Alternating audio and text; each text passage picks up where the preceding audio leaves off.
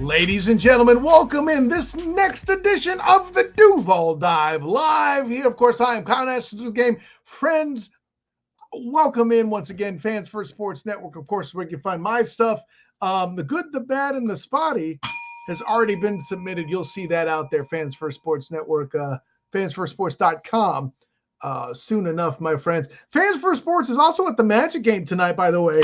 Shouts to Don Struble for what he's doing here. But listen, the NBA schedules stuff on freaking NFL Sunday sometimes, and I can't do it. Don has stepped in and done a great job for me. But, yeah, 32-25, folks. Listen, this is the biggest scoring display the Jacksonville Jaguars offense has put on since before Halloween playing the Packers. And, yeah, they still lost the football game. But, hey, there are those out there who will rejoice. Among them, I think, who might be my good friend, of course, from Big Cat Country, my personal champion, Travis D. Holmes. Welcome in, my man. Good to have you, of course, as always. I'm happy to be here, I think. I don't know how to feel. I don't really know where my emotions lie right now. So, yeah, man, let's get to it. Well, to your point, and I like how you put this. We were talking pre-production here before we hit the fires and kick the tires and light the fires on the show here today. It was an exciting game. I'll grant you that. Didn't mean a bleeding thing. Ain't neither of these teams going to the playoffs. But yeah, apparently the Jets wanted bragging rights a little bit more, or the Jags wanted Travis Hunter just a bit less. By the way, official Heisman Trophy winner Travis Hunter at this point. I think that's worthy of mention. But yeah, the Travis Hunter sect of the Duval devout was made whole. But let's get into it here. There's some positives I do want to talk about eventually here. But man, listen, I'm not even the DB on this show, but the big 71-yard bomb to Davante Adams obviously is what blew this game open in my mind and really sealed it for the Jets. Yes, I know there are a few things that happened later, but you couldn't have loved that play. Right. But, I mean, at the end of the day, they found a way to get Davante Adams on a linebacker. That's already a bad situation. And then they just outrun the safety play. And what do you do with that? Like, that's going to happen with any team. So I'm like, I don't want to necessarily just like go all in and be like, it's that one play and everything else, because they played badly across, I don't know, half of the game. I don't know if I want to say the full game, because I think there are some series that the Jaguars defense absolutely did a good job, or Aaron Rodgers went Aaron Rodgers on us. But then Aaron Rodgers also late in the game went Aaron Rodgers on us. And both ways, you know exactly what I mean. So when Rodgers got into that comeback mode and found that the Jaguars safeties just didn't have the range to keep up with with his receiver core, it was a problem. And it really just became, hey, the Davante Adams show. And that's, not great.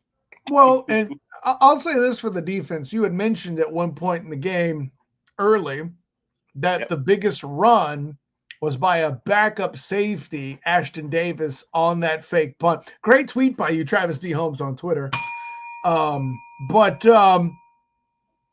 for me, I'll lead with this. Okay. I was stoked that the Jacksonville Jaguars offense took our advice to get BTJ involved early, only for that fake punt to make it 7-7 off the bat. Now, granted, I know there's obviously a lot more football that happened after that. The Jags have Mac Jones as their starting quarterback, but I'll be honest, like the two picks he had, like one was right at the end of the game, he's trying to force something, and then the other is I felt like it was a third and long anyway. It was better than a punt. No disrespect to Locke, but by the way, I would be remiss. I tried to tell you, Travis Holmes, Cam Little's going to be big in this game. I called that on Wednesday on the Duval Dive. I'm just saying. No, he was 4 out of 4. Like that's a great game for him. But I'm not giving Mac the pass that you seem to be giving him as far as the overthrows, because no. Yes. I said the specific to the interceptions. Let me be clear. If you're going to throw a pair of picks, interceptions. Yeah. I'm commenting on both of those. The overthrow, the first overthrow could have been a touchdown if it was a better throw. Like, I know it was on third down, so you feel better about the fact that 3rd and 14 specifically. Yeah, 3rd and 14. but he had the lane to get the ball in there. And I know Mac Jones is not Trevor Lawrence. I get it. But he is also an NFL quarterback. And I'm not saying he has to be able to make that throw, but I think you have that's a hard one, man. You got to be able to make that throw. But I'll give him a pass if he didn't have the second interception. The second interception was on 3rd and 1 when you have at the time you had one timeout left. And it's 3rd and 1. And man, and you have 50 seconds on the clock. Like, you have time to matriculate the ball down the field like you've been doing this whole time. And you just get greedy and overthrow it. And it was that in that way, it makes me feel like it's very similar to the first interception. You can't have that, man. Yeah, that's situational awareness. Fair enough. And half steps in the comment. Devin Lloyd is atrocious. Listen, I'm not a Devin Lloyd guy. I'm not going to say he's atrocious on the basis of that play. Where I live, and tell me how much you buy this, Travis, because this is the piece I wanted. I actually mentioned this in the good, the bad, and the spotty that you'll find on the Fans First Sports Network.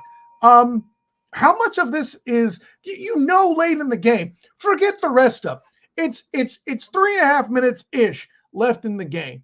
Aaron Charles Rodgers is going to try to find Davante Adams. That's going to happen. Yep. How do you let this? How do you allow a situation create where you have a linebacker on Davante? That just seems. I know enough about defense to know, or at least I feel like a scheme should allow for, a linebacker maybe to end up on a tight end or a third receiver, not Garrett Wilson or Davante Adams, right? Right. So what are we doing here? Because that's the scheme. And unfortunately, or fortunately, however you want to look at it, when you play a certain scheme and you play it as religiously as the Jacksonville Jaguars do, and this is the same issue with any team that plays a heavy man coverage, heavy match coverage team.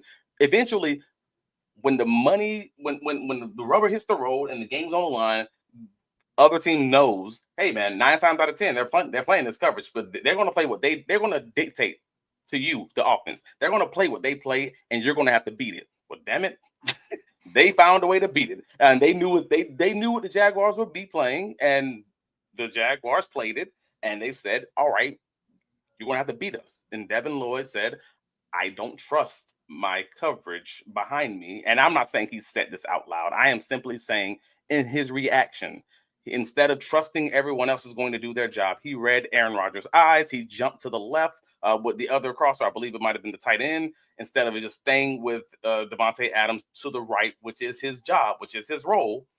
And you're wide open. It's one of those situations where you have to assume that the quarterback's not going to go across his body and do one of the things you're not taught to do. And if this was any other quarterback, they're probably not doing this. But it's Aaron freaking Rodgers, and he does the things you're not supposed to do. Yeah, that's a great point. He's going to do all sorts of stuff that you're not supposed to, for sure. And Hef kind of jumps up with you here. I'll give him his props. Passed off man coverage, let Davante wide open on the drag, blows the bracket and doesn't carry the coverage with Wilson. He's the Tampa runner for the seam. Yeah, and I understand that. But here's what it is. Right. And here's where I'm going to land this plane. We're going to have it. It's the close game losses that got Coach Caldwell out the door last year. And now you're seeing these again with Coach Nielsen. I'm not here to tell you that Dougie P should dictate this, but if that was the issue and you're still seeing it, how does Ryan Nielsen remain in the building after the, shall we say, myriad of close losses the Jacksonville Jaguars have seen? Oh, he doesn't. I mean, that's a very easy question. Next segment. That was easy. Yeah. Does he? Yeah, of course he doesn't. Because again, I don't know that Doug stays in the building. So if Doug's not staying in the building, then Nielsen's not staying in the building. Like, I feel like that's a very easy conversation to have. And I thought Doug was out of the building for a long time. I mean, since, I don't know, 5-6 weeks into the season, pretty much after London. After they lost against the Bears, I was like, well, you and I were both floored. For clarity, for the Duval out there listening to us, you and I were floored that Dougie P was still in the building after the bye week, let alone right. Yeah.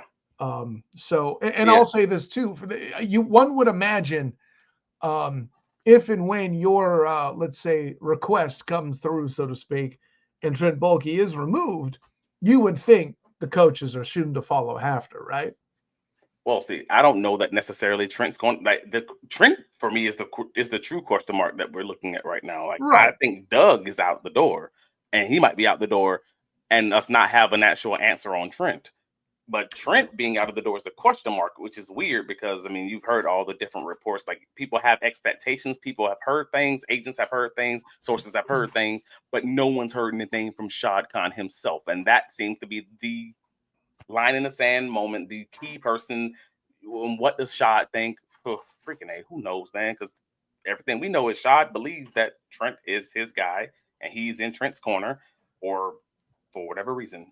And that's curious. Yeah, no, well, and let me build on it with this, because we had talked about this some on the previous Duval Dive podcast, but the thing that kept Trent hanging on by a thread is that he's buddies with Belichick, and now Belichick's accounted for. By the way, props to Bill Belichick, right, for negotiating an absolutely ridiculous deal that's not only worth about $10 million a year from a college, but oh hey, and my girlfriend gets classes, and oh hey, if I'm gone, my kid takes over. Like this is nutty in itself, but it does take Trent Baalke's leverage of, hey, I can get Bill in the building completely off the table. Does that change any of the vibes for you with what you think about Trent Baalke here moving forward?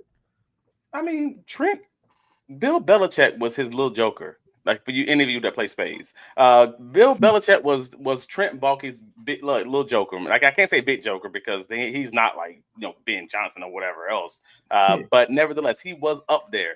But there's still a few high spades that's available that that could sell someone like a Shad Khan. People that may still work with Trent Baalke, who might still be someone who Shad is open to hiring. I don't know. You got Joe Brady. We know about Jim Bob Cooter, Coach OC, who also was a Jaguars passing game coordinator when Trevor had his best year here. We don't know how Aaron Glenn feels about someone like Trent Baalke. Like, we can guess that Ben Johnson's probably going to say no, but there are some guys where it's like, it feels like that they're still going to do this whole thing that they did with Byron Leftwich hiring situation, where they're going to keep Trent on and then try to hire the coach and see how the coach feels about the GM. And if he wants the GM out, then we'll fire the GM, because that ass backwards process just seems like it's Shad's way. And you've heard a lot of this rumors about the national guys kind of intimating the same thing. Like, there's no real confirmation on what's going to happen with Trent Baalke until they start having the interviews with head coaches. Yeah, I know. I agree with you. Matt, I'll put it this way. I feel like when I'll put it optimistically, when the Jags interview Ben Johnson, I feel it's more like the Jags auditioning for him. Rather than vice versa. And listen, credit to Ben Johnson for levying that. Have put something in the comments that I don't know how to feel about that, but he says here, Eberflus and Bill O'Brien could lurk. And he's right. I don't know how I feel about that. I mean, these are other guys you knew. Eberflus had a I don't say close relationship, but had a relationship with Trent Baalke, and he was like one of the guys who Trent was kind of, I won't say slamming the table, but one of his primary guys, even beforehand. So that's kind of, and Bill O'Brien, these aren't hires that's going to make Jacksonville Jaguar fans excited, but they're absolutely hires that if you are someone who is not a football watcher and you're reviewing those resumes, well, mainly Bill O'Brien at least, you could sell me on those guys being good, and I'm trying to put myself in the shoes of Shad Khan. That's all. I could sell you on Bill O'Brien right now. Okay, Bill O'Brien, but it's impossible for him to have GM duties, huh? Not when you tell me Trent Baalke is going to be the GM instead. Yeah, no, you and I both know that's already the answer, homie. Listen, I know you got to say that for those who haven't seen the show before, which if you haven't, get a hold of your life. Duval Dive, YouTube, like and subscribe. Thank you, but no, listen, I think, and this is a guy that was responsible for taking the Texans a lot of places before he had entirely too much power. I think all sorts of Texans followers would agree with you. My friend Patrick Creighton, who's come on the Student of the Game, among them, by the way. But yeah, thank you for listen. Halloween was a month and a half ago. You ain't got to be scaring fools. putting that in the comments. Yeah. So Mac had an insane. If you look at the box score, and I know we're not box score watchers, but obviously if you're listening to us, you more likely than not, you watch the game. Yeah, right. If you're listening to us, you more than likely watch the game. And if you didn't watch the game, the gist of it is, hey, Mac Jones took what was available throughout the game. The advanced data tells us the same thing. I mean, the man's ADOT, which is his average depth of target, was 28th percentile for all quarterbacks, period, since 2010. We're not talking just this year. I'm talking going back, going back over a decade. And his ADOT, his average depth of target, was 28th, which means he was just nickel. He was dipping in, he was dunking them 3 yards, 5 yards, 6 yards. It was like 6.6 yards on average. That's crazy, because earlier in the game it was around 5 yards. And at one point it was like 8% going back to 2010. And I was like, yo, I'm ready to write about this. So he actually later in the game started going a little bit deeper on his attempts, kind of stretching the defense, and it brought the numbers up. But at one point it was, he is not trying to go deep at all. Okay, that's kind of interesting. So they end up using the passing game, like an extension of the run game in very many ways. So he ended up having 46 attempts, and they're like, 46 attempts? Yeah, but he was doing a lot of, hey, man, balls in my hand, 3 yards, balls in my hand. I'm throwing and the Jaguars receivers just weren't dropping balls, which is also kind of cool. But it also reminds me very much of 2023 Jacksonville Jaguars. If you remember Evan Ingram. Absolutely. They weren't going vertical with him. He was just an extension of the run game because they couldn't run, and everyone hated the Jacksonville Jaguars offense because of that. But you just saw Jaguars offense just put up 25 points with Mac Jones with 17, 15, 11 play drives religiously throughout this game. But it was also against a Jets defense that was really beat up, that was kind of bad lately. Ever since the last 4 weeks, last 5 weeks now since the Houston game, they've been very beat up and bad, and that's unfortunately what we're looking at. So they used the passing game with 46 pass attempts. Matt Jones was 31 of 46 for 294 yards, and it looks good. And other than those 2 overthrown interceptions, he actually had a very ridiculously efficient game. Yes, but that's not a good offense. It's an offense that's workable, and it's an efficient, and it works until you need them to go deep, and then they're not able to go deep. Well, let's reassess what we're doing. If you're looking for a good offense, working with a backup tight end, one starting receiver who was a starter at the beginning of the year, and of course your backup quarterback, your line is in a state. Excuse me. You've traded what was your starting left tackle to Minnesota, et cetera, et cetera, et cetera. This could be passable. I get that you're paying a lot more attention. You can have. I mean, listen, props to my dude Britton Strange for stepping up with his 11 catches for 73. I'm not mad at that. But the point you make about them dinking and dunking early, I feel like there's an element of that, of the Jags taking what was given, and then Mac Jones having the actual propensity and audacity to take some shots. It's funny, we're looking at a 6.4 average per, I think that's per play. But seeing 3 receivers with a long of 25 yards or more, 28 yards or more if you want to get specific, like Duvernay is a 28-yarder, Washington is a 29-yarder. Of course, BTJ had a 41-yarder. By the way, his first multi-touchdown game, his first 10-catch game, and his first 100-yard game as a Jacksonville Jaguar. Hey, I think Dougie P and Press Taylor might be listening to the podcast. They realize they got to get the ball in his hands early, huh, Travis? About dang time. But no, it's actually his second 100-yard game this season. But it was his first 10-yard or first 10 catch game, first 2 touchdown game, and second 100-yard game this season. Okay. I remember the first one just because I know it was another home game. But yeah, nevertheless, it's freaking good. Great day for him. He's obviously set multiple franchise records now for rookie receivers. He's surpassed Allen Hurns with the touchdown record. Previously 6, right? And now he's at previously 8, 6, and now he's at 8, man. So yeah, he's above and beyond there. He's every catch he's resetting the yardage record previously set by Justin Blackmon. So hey man, this is him. He is him. BTJ is him. And for any of you fantasy guys, I'm sorry for your loss. I'm sorry for all your tweets. I hope you deleted them all. because the BTJ investigation is something serious, and these Jaguar fans are something serious about. They are serious about that, man. But nevertheless, man. So Jaguars offense, I know everybody, that's kind of what we want to talk about, but at the end of the day, they put up 25 points, and the Jaguars defense, they understood the assignment, because every time the Jaguars offense scored, it's just like they're going to get the ball back to the defense, and the defense is absolutely going to allow them to get back to get this draft pick back, and they understood it. Down to the 1 yard touchdown rush where they just let them walk in. I know that was a planned thing, or it felt like I hope it was a planned thing, because otherwise I don't know what those two tackles were doing. But yeah, so that defense was not great, man. They did good at stopping the run, but that's also against the Jets team that has been struggling to run. Like Breece Hall wasn't even 100%. We know that already.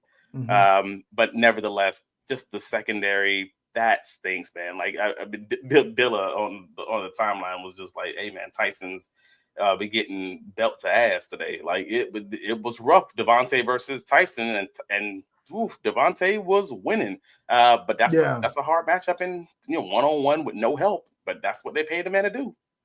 Yeah, no, listen, a tough day at the office for sure. And I felt like Garrett Wilson was getting his early on too, whatever that's worth too. I mean, he's put up the first touchdown on what should have been a 3-and-out, like we cited earlier with the Austin Davis backup safety fake punt run by the Jets to extend the drive and eventually get Garrett Wilson a touchdown.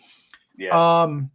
I'll say this, like there's only two receivers on the Jets side with a ball longer than 20 yards. And of course, both of them are the aforementioned Adams and Garrett Wilson. I mean, sure.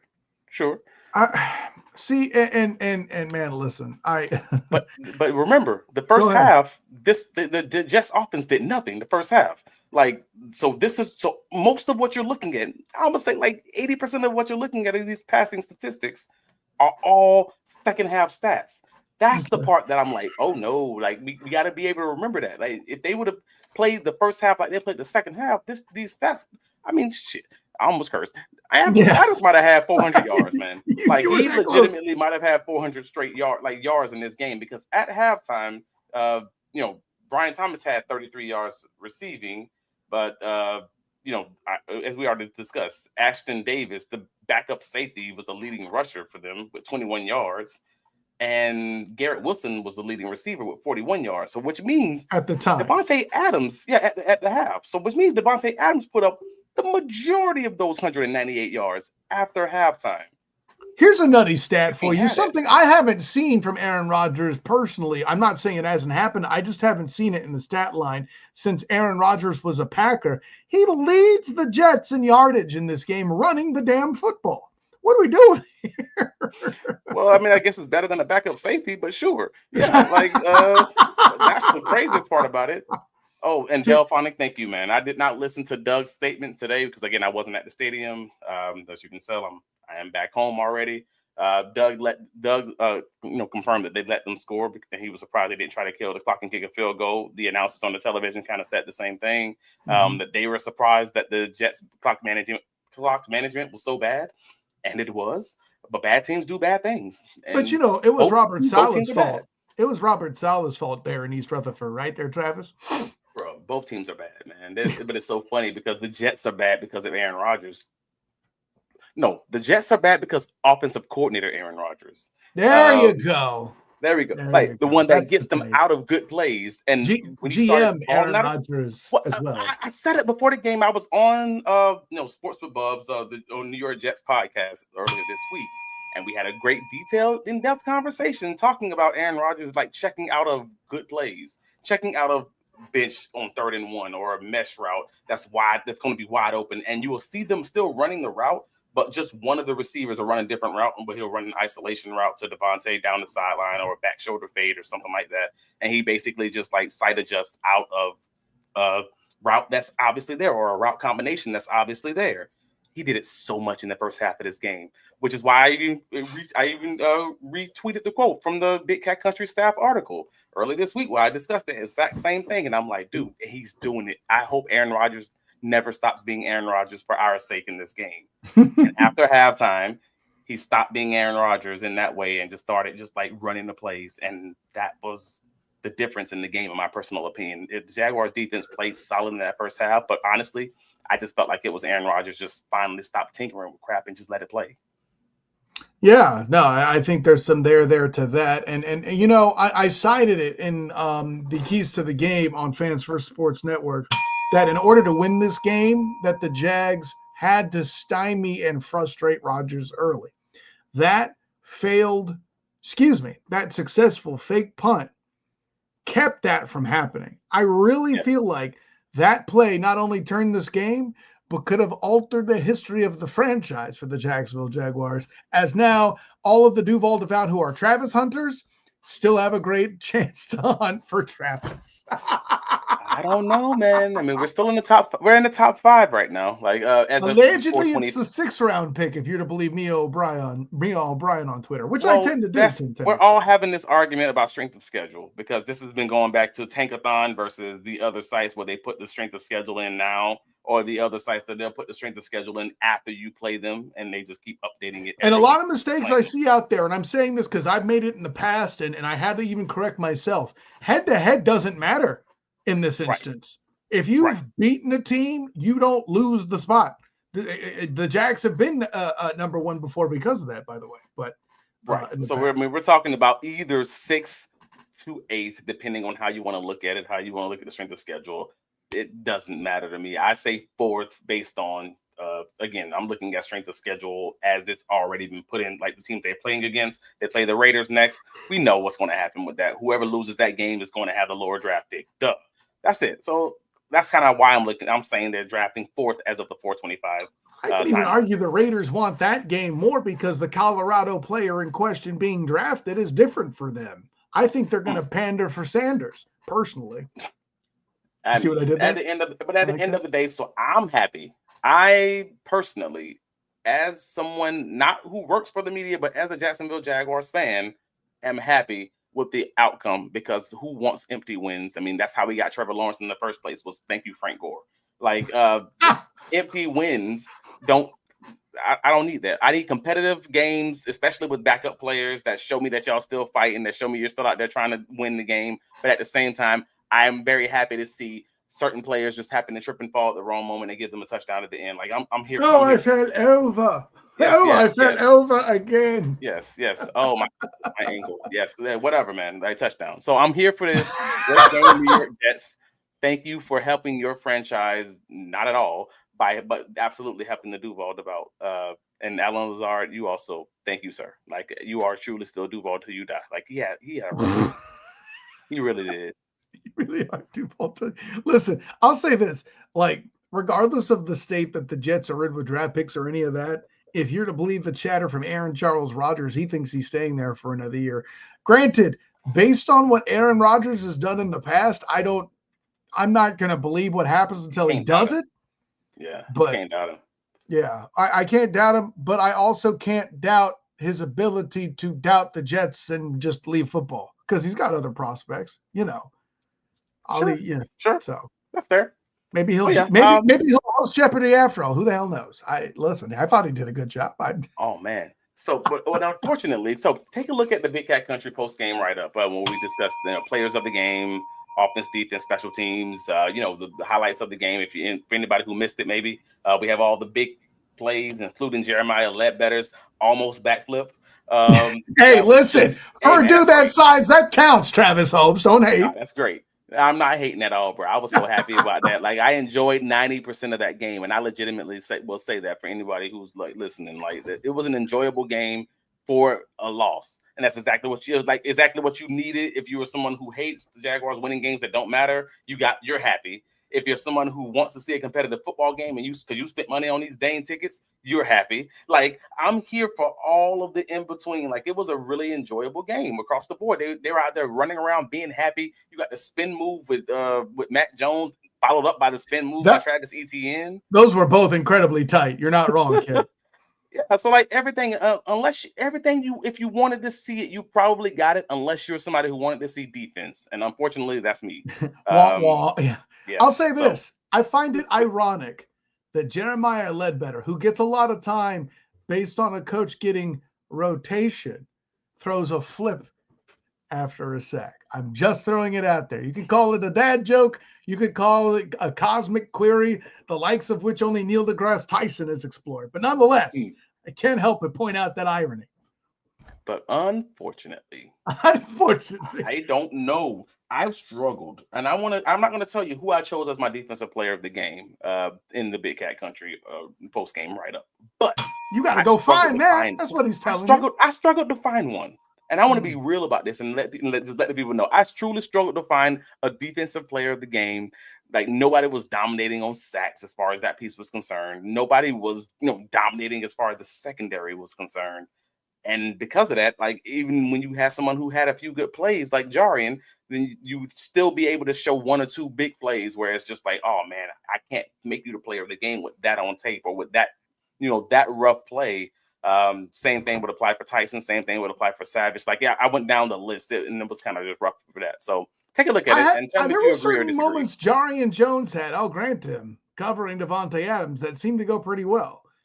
Yeah, and he had two plays. I'm going to point out the one you can't try to hit stick a receiver at the goal line. That the one that they end up being down at the 1 yard line that looked like it was originally a touchdown. That was Jarian. You got to wrap up, baby. Like this ain't Madden. We got to hit sticks. I know we all want that highlight play, but you just get him down, man. You get him down. That's the thing about the NFL in general. I mean, hell, if you just wrap dudes up, we don't get Azeez Al-Shaair, we don't get half the stuff that goes wrong on defense anyway. If you just try to wrap up instead of lead full juggernaut only. Right. I'll leave it at that. So just stuff like that, like that play, and it was another play. It was a busted. Well, I won't say busted, but a play where I thought there was way too much space as far as one of the I'm not even sure what the route was now, but I remember noting it in my head. I'm like, "Ooh, damn, Jarian!" Like, but it's just one of those. And me and my little DB mind. So I remember the feeling more than I remember the situation. So I have to go back and take another look at it. But that was kind of where 22. It's a thing he does. He'll bring some of that Wednesday, I'm sure. By the way, sir, you might be little because you used to be a DB, but your mind is great and wondrous in the world of football and being a ball knower. Recognize that ish. From the top, I know all the Duval devout who watch the Duval Dive Live and, of course, our Wednesday show on 7:30 or at 7:30 p.m. Eastern on the Duval Dive YouTube channel. Make sure you like and subscribe that, please. But speaking of all of that, Travis, tell the world where you can be found. You can find me on all the socials, whether it's Facebook, Instagram, Blue Sky if you fancy. But yes, Travis D. Holmes on all the socials. Find my writings covering the Jacksonville Jaguars with the rest of the Big Cat Country team. BigCatCountry.com. Post-game write-ups. We should have the winners and losers article from the game up today. Some of those guys might even be some of the same guys in the post-game write-up. So maybe we'll see if we disagree or we agree because, again, everybody watches the game differently. But yeah. Definitely, absolutely check it out, man. But again, Travis D. Holmes on the socials. We can chop it up, and I actually respond and talk to you guys. And yeah, Big Cat Country. But what about you, sir? Yeah, everybody watches the game differently. You look at it from the defensive point of view. I look at it from the offensive point of view. And Emmanuel Acho looks at it pretending he watched it. Everybody does it differently. Yeah, he looks at the box scores. Yeah, there you go. Just like anybody else who thinks that Ashton Genty should have won the Heisman over Travis Hunter. They look at the box score. Anyways, terrible. Of course, I'm Kyle Nash, the student of the game. You can find me on Twitter, Instagram, Threads, and Blue Sky, because I'm fancy like that too, according to Travis D. Holmes. Either that or I'm a victim of peer pressure. Could be both. At the SOTG. Find me on Facebook as the student of the game. Check out my writings with the Fans First Sports Network covering the Orlando Magic, covering the Jacksonville Jaguars, and also the Cure Bowl, the Citrus Bowl, and the Pop-Tarts Bowl. Maybe a fourth bowl. We'll see how that goes. I'll announce it when I get official word. So a lot of bowl game action there. Make sure you look for that. Fans First Sports Network for all those things. Bowl season's a beautiful time of year. I mean, Christmas is cool and stuff when the kids have fun, but, some of us football adults get next level with some of these things, watching some of these, I'm not saying I'm a full draft sicko, but I find interesting things that they ask about in these extra practices that the good teams get. Anyways, Student of the Game podcast, 9 p.m. Eastern, black and gold, banneret, UCF football and basketball. What more is Scott Frost doing with his staff? You'll find out there. Looking at all of that. Plus, I think that's everything. I mentioned the Magic. Yeah. Man, listen, it's a whole lot going on this time of year. Believe you. Buddy, it's crazy. But enough about that. It's not that I don't enjoy doing it. It's just difficult to keep track of all of it. But for my good friend and my personal champion, Travis Z. Holmes, I am Kyle Nash, the student of the game. Always an honor, joy, and privilege to have you in. Thank you to the commenters who did their part in contributing and keeping the conversation going. But until next time, everyone, class dismissed.